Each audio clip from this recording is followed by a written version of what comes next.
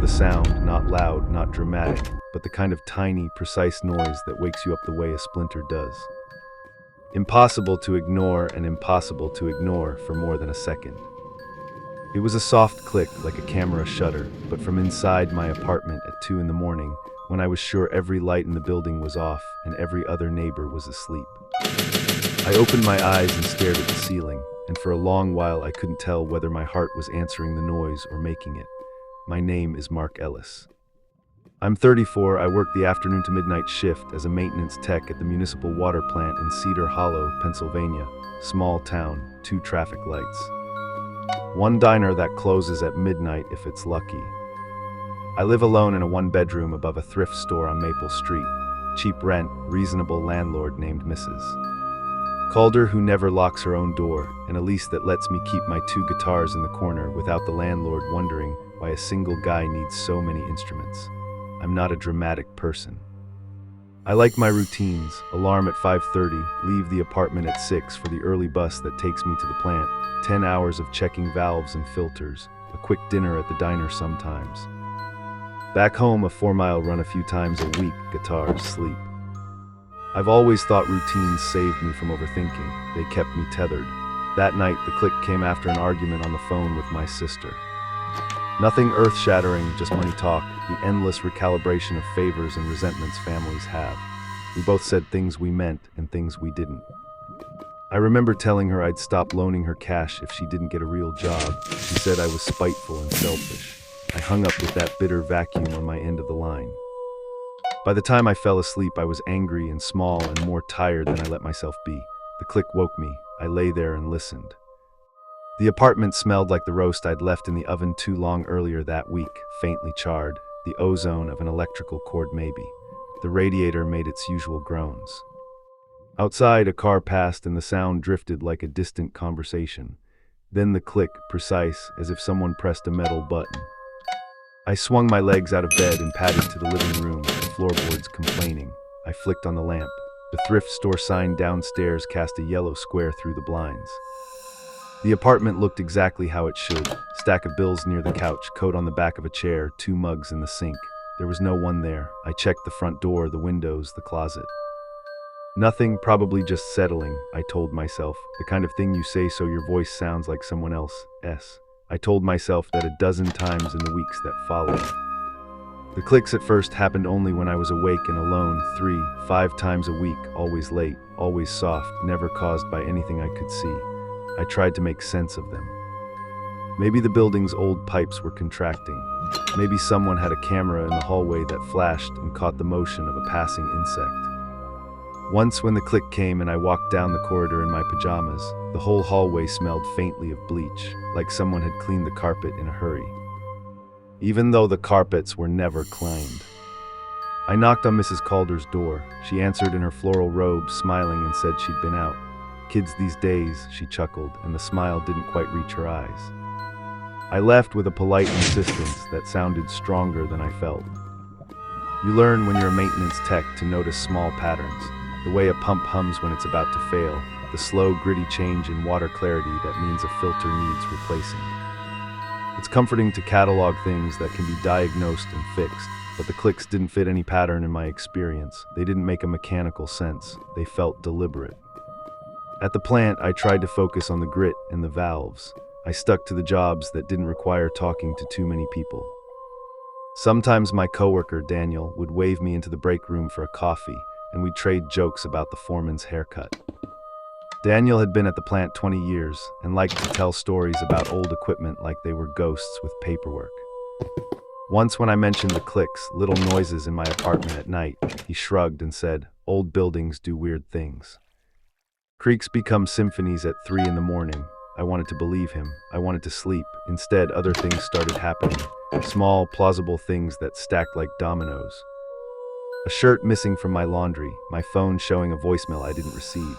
A postcard from my mother I was sure was in the kitchen drawer, then not. On a Tuesday, I woke to find my bedroom window slightly ajar, though I always lock it. The latch wore a smear of something, not quite dirt. I washed the sill and convinced myself I'd just forgotten to lock it the night before. Last winter, during a break in my lease, I swapped out a lamp in the living room for one of my old floor lamps.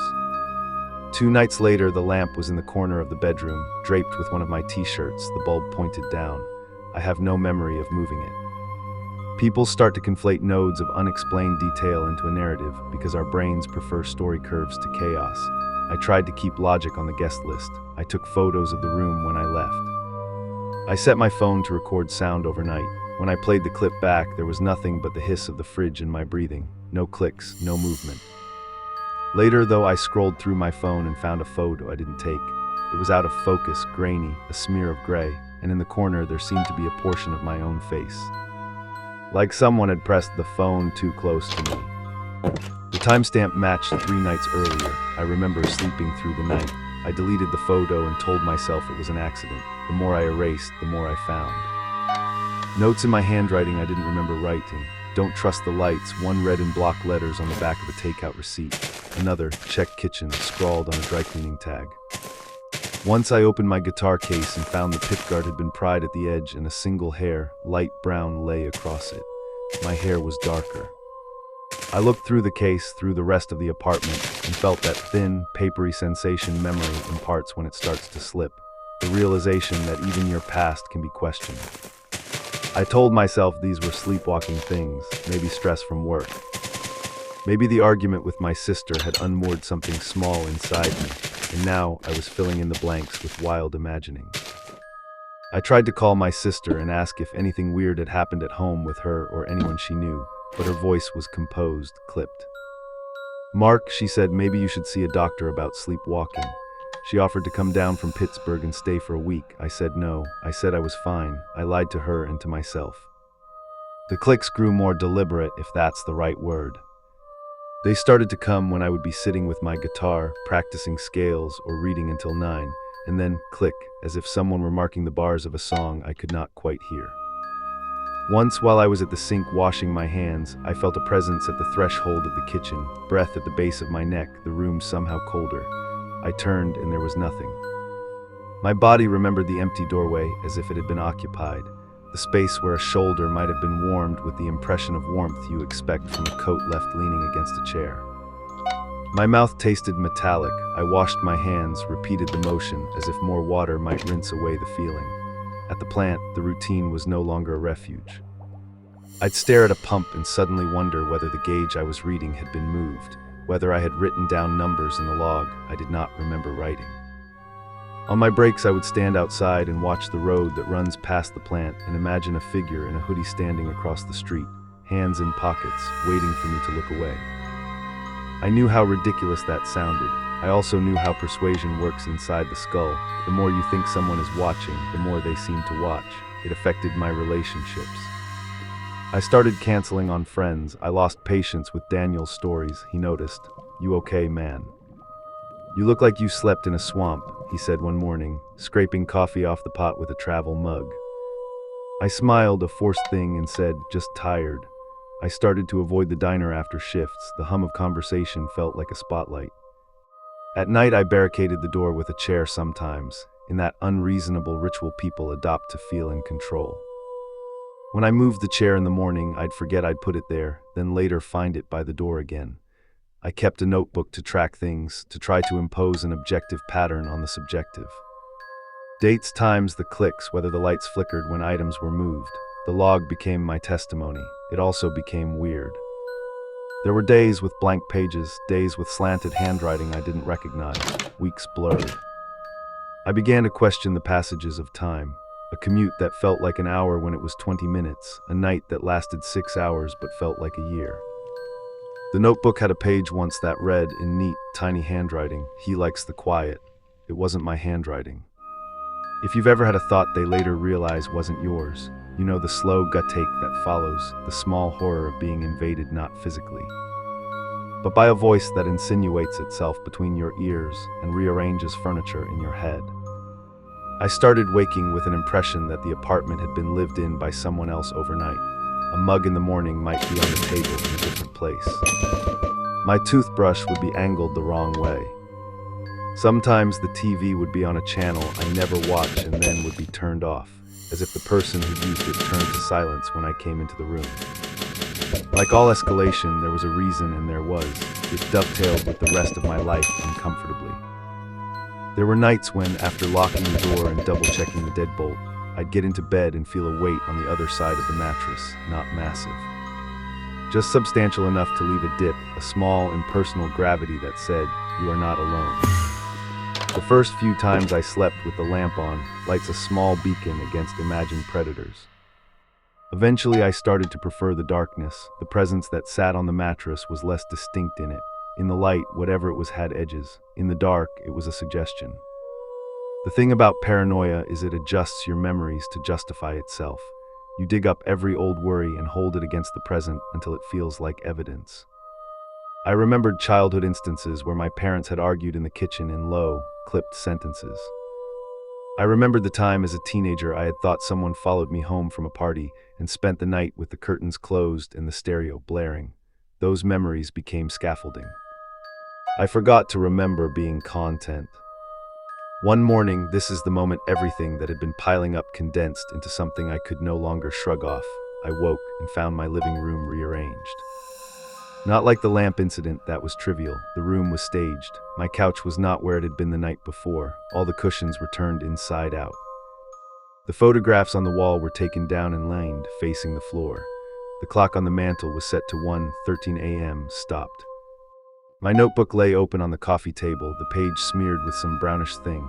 There was an envelope on top of it, thick and unmarked. Hands shaking, I tore the envelope. Inside was a thin strip of Polaroid, my own face taken from 3 feet away, eyes closed, mouth slightly open, asleep, vulnerable. The timestamp on the back matched the night before. A click in my head, a metallic clarity. Someone had been in my apartment while I slept and taken a photo. I sat down on the couch and felt the new, hard floor beneath my knees. I called the police in a fog. They came and were polite, took statements, good cops who had seen the worst and smiled too late when they tried to reassure you. "We'll look into it," Officer Ramirez said, his radio a faint buzz clipped to his shoulder. "Keep the doors locked." He was courteous and efficient and left, and the apartment felt emptier for the contradiction. I wanted to feel safer. Instead, I felt observed immediately afterward, like a bird whose wings had adapted to a cage. I called my sister after that, voice trembling. "Come stay," she begged. I told her no again. I wanted to be brave or independent or stubborn. I wanted to handle it alone the way I'd cleaned filters, fix and move on. After the Polaroid, I stopped sleeping. Not because I feared physical attack, that wasn't my framework, but because sleep meant being in the vulnerable space where someone could stand over me and score my existence with images. I began to spend the nights awake, moving through the apartment in a fugue, checking doors, sometimes shouting into the empty rooms in sudden bursts, demanding whatever was there to show itself. The clicks answered sometimes, not visually but through a pattern. A click at the oven, 3 quick clicks at the bookshelf, 1 long click at the bedroom door. It stopped being noise and started to feel like a syllabic language. I listened for syntax. I tried to find rational evidence. I put a cheap motion sensor camera in the living room. I taped a piece of paper across the door so it would tear if the door opened. I poured flour along the baseboard next to the window to capture footprints.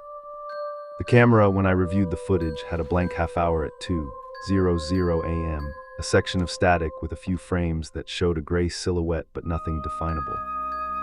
The paper across the door was intact. The flour was a smooth white sweep in the morning, like a snowdrift untouched. The Polaroid on the coffee table was now different. The photo had been removed and replaced with a different one, a close-up of my left hand, palm up. It's amazing how much your brain will do to reconcile cognitive dissonance. I took the camera to the plant the next day, hoping Daniel could help me examine the footage with the kind of technical objectivity you get from people whose jobs are to scrutinize machines rather than intentions. He frowned, dark-coated and tired, eyes tired. "Static," he said. "Look at the timestamps, maybe." He paused. "You check your work logs. Maybe you're more tired than you think." He didn't say it as an accusation. He said it like a diagnosis. I believed him in part to stay sane and in part because I wanted something to blame. Then one afternoon, I went home on my lunch break because I'd forgotten my wallet. I realized this detail later. The forgetting is meaningless except to explain why I was there. The building was silent. I unlocked the door and walked into my apartment and almost fell over. The television was on, volume low, showing static, the glow of it bathing the room in an almost violent white. The couch was pulled against the door. A chair lay across the kitchen floor. The cushions had the same impossible imprint I kept waking up to, but this one was deeper, as if someone had been sitting there for hours.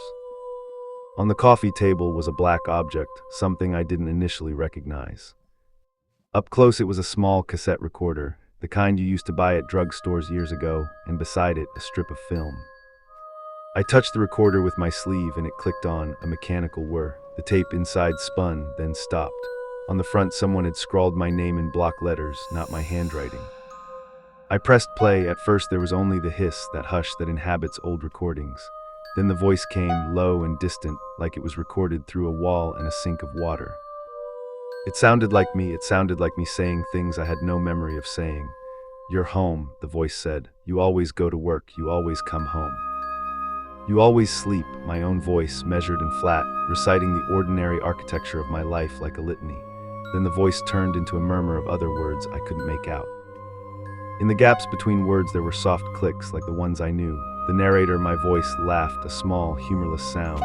"You'll get used to it," it said. "They like it when you think you're alone."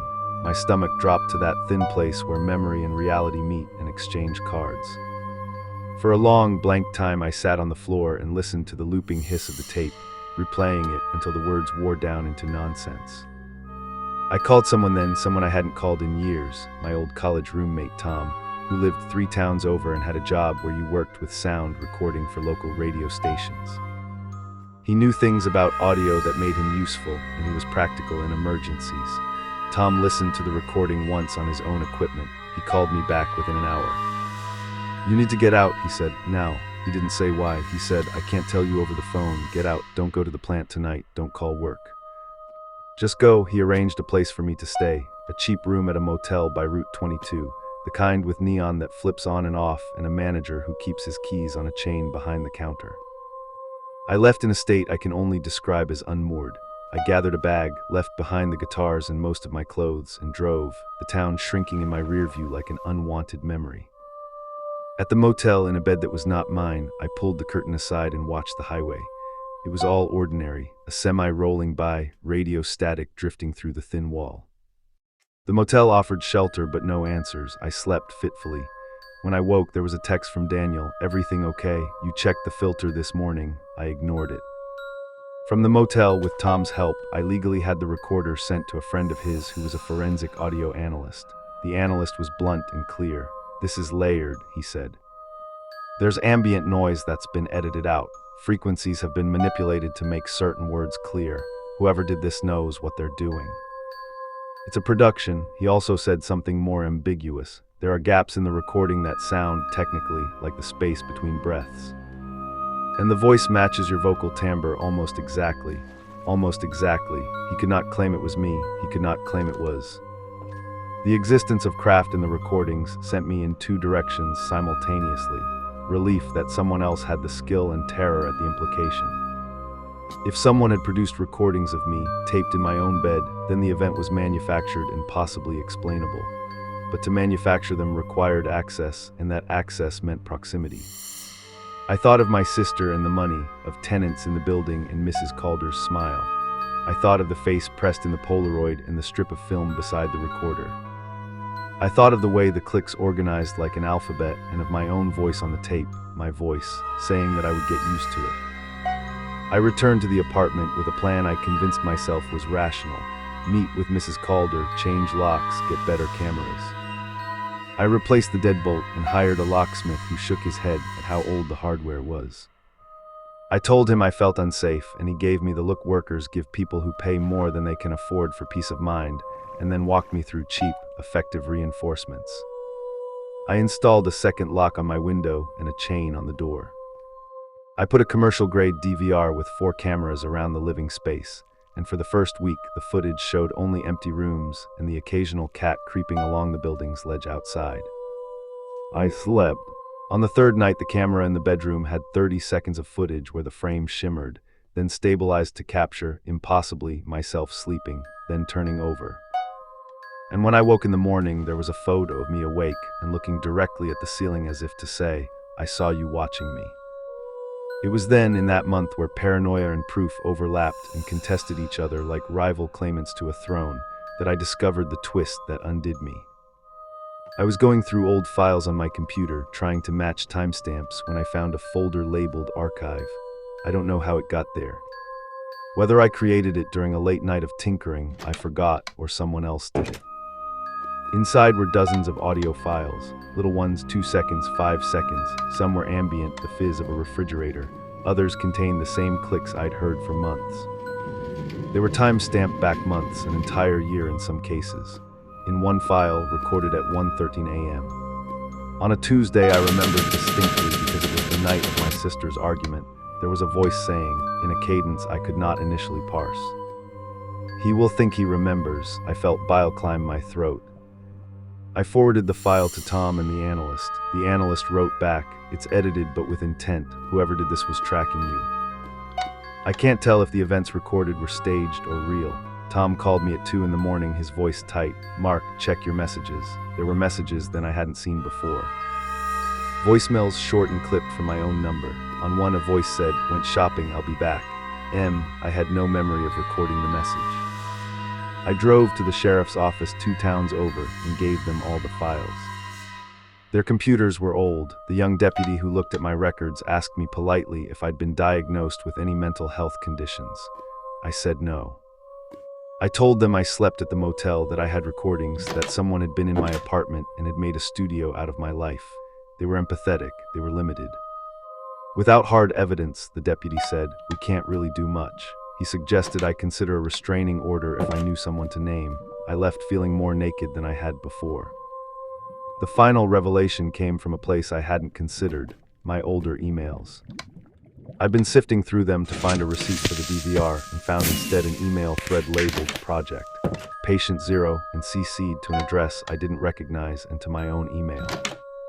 I opened it because reading is an occupation that keeps your hands busy, the way nails keep a cat occupied. The email contained a write-up in clinical style, observational notes, subject routines, high predictability. Subject responds to subtly timed auditory triggers. Stimulus introduced at night via household items. Subject recalls increased anxiety. Subject shows signs of increasing dissociation. There were timestamps and attached videos I watched with my face in the reflection of the screen, feeling increasingly foreign. The videos were of my apartment. The subject in the footage was me. I watched myself, my posture during sleep, the micro movements of my fingers, and then a timestamp. Phase II, introduction of personalized cueing. A voice, my voice again, explained in a calm, clinical tone how the cues would be spaced and how the subject would be assessed for chronic confusion. My hand went cold on the mouse. I scrolled. The email thread included professionals from an institute in Philadelphia, not the kind of place that does research without an IRB, and not the kind of place that would reach across state lines. Anonymously. There were lines about consent acquired via obfuscated terms and duration indefinite. Toward the end of the thread, one line, brief and functional, read, "Subject is useful. Continue protocol." It felt like being punched by paper. If this was true, then the recorded evidence wasn't just a prank or some neighbor with a camera. This was a program, an experiment, and at the center of it was me, or someone convinced I was them. I thought of my sister and her money problems, and wondered if I'd ever been manipulated into signing something, if my name was used, if some clause in an app had allowed my life to be monitored. I ran into the street and screamed, because what else was there to do with the animal inside you when it detects the thing that has been chewing at it? After that, there were consequences that felt like scene changes in a film. The sheriff's office took a statement. The institute denied any knowledge, then pivoted to a corporate lawyer's silence. The professionals on my email signature were careful. My sister called, and when I confronted her about money and recordings and obfuscated consent, cried and said she had no idea. I wanted to believe her because to believe others, betrayal is to soften your own edge. I wanted to believe that there was a rational explanation that would tie together the clicks, the Polaroids, the audio files, the purpose-built recordings. The major twist, and here it is, and it will stay with me. When I reviewed the email headers more closely, I noticed one address repeated in the CC line, my own. My own email address, not as recipient but as CC. Yes, that happens, but the sending address was a small, local mental health clinic, the kind people go to when they feel anxious or depressed. There was a name attached, Dr. Lau Morrow. I had been to Dr. Morrow once a year ago for a referral when anxiety at work had made me miss a day. He'd given me a card and a business-like smile and a suggestion to keep a journal. The name on the email, the signature on the write-ups, the little clinical shorthand, all matched the one man I had seen face-to-face for 15 minutes and never considered again. I called him. He picked up on the third ring. He sounded exhausted. He sounded younger than his email had suggested. "Mark," he said. "This is complicated." He told me their clinic had been part of a trial with a private research group, a trial about patterns of routine and the effects of environmental cues on forgetfulness.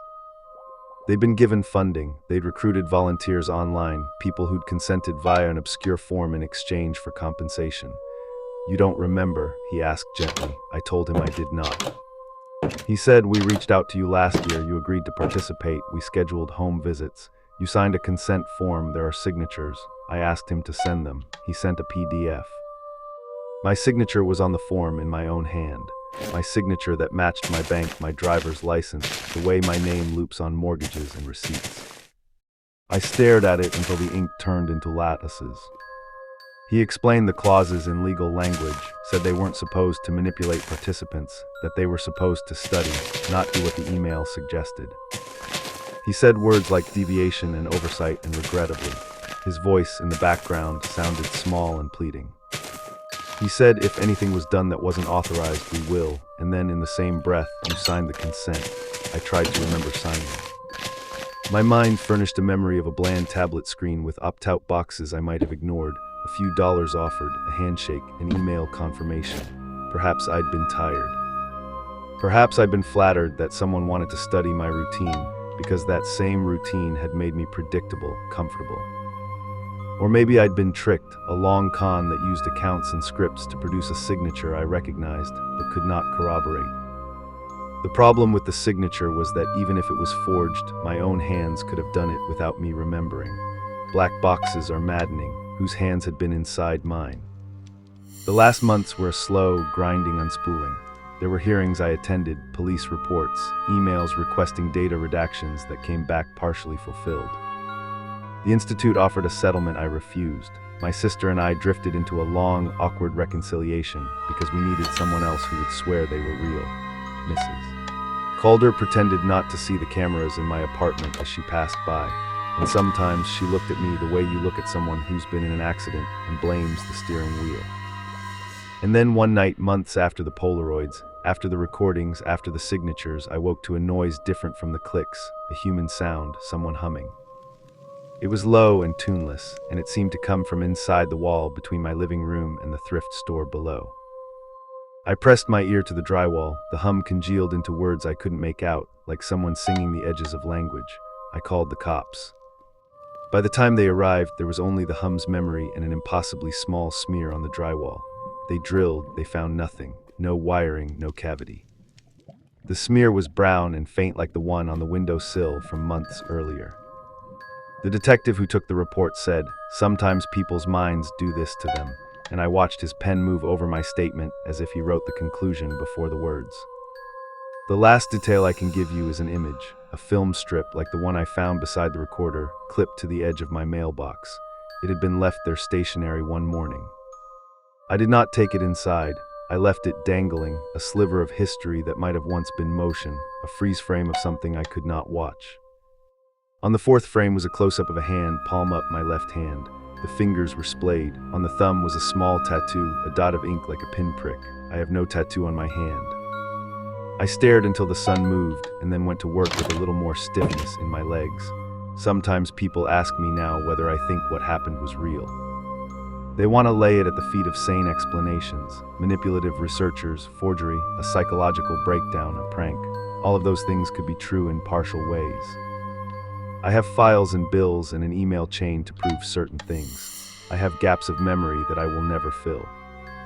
I have a signature that belongs to me and perhaps someone else who knew how to write like me. I have recordings that are both art and evidence. Here's the last part I'll tell you. I installed an audio sensor in my apartment again, a small, innocuous box that listens for patterns and sends me a log at the end of each day. I check it obsessively. For a week it recorded nothing significant, just the hum of the radiator and my voice on a call. Then last Tuesday, there was a 40-second clip at 2:13 a.m. The file contained only a single sound, a click followed by my own voice saying very softly, "I'll be back," and then the sound of someone else breathing, measured and slow, as if in time with a sleeping person's chest.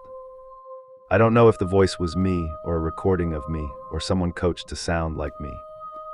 I don't know whether I signed consent or dreamed it, whether the film strips and the Polaroids are art, evidence, or artifacts of a mind being pried open.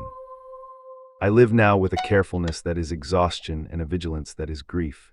People say the worst part of horror is not knowing. I used to think that was melodrama. Now I know it's worse. It's the slow gravity of ambiguity, the steady drip of uncertainty that hollowed me out until even my certainty about being me was stained. Sometimes at night when the streets are empty and the thrift store sign glows, I stand by my window and watch the people in their homes, the way their curtains flutter, the way their lights go on and off. I tell myself they are safe, and I try to believe it. And sometimes at 2:13 in the morning, my phone buzzes with a notification, a file attached, no sender, just a timestamp and a single word in my own handwriting. Remember. I don't open it. I put the phone down and count the clicks in my head, 1, 2, 3, because that's what keeps the terror bounding in a tiny, manageable cage. Because the worst thing isn't the intrusion itself. It's that the thing that comes for you might be made of the parts of yourself you once trusted the most. So hello, the story was end. Tell me about which part you like the most, and like, share, subscribe to our channel, and comment what will you do in this situation.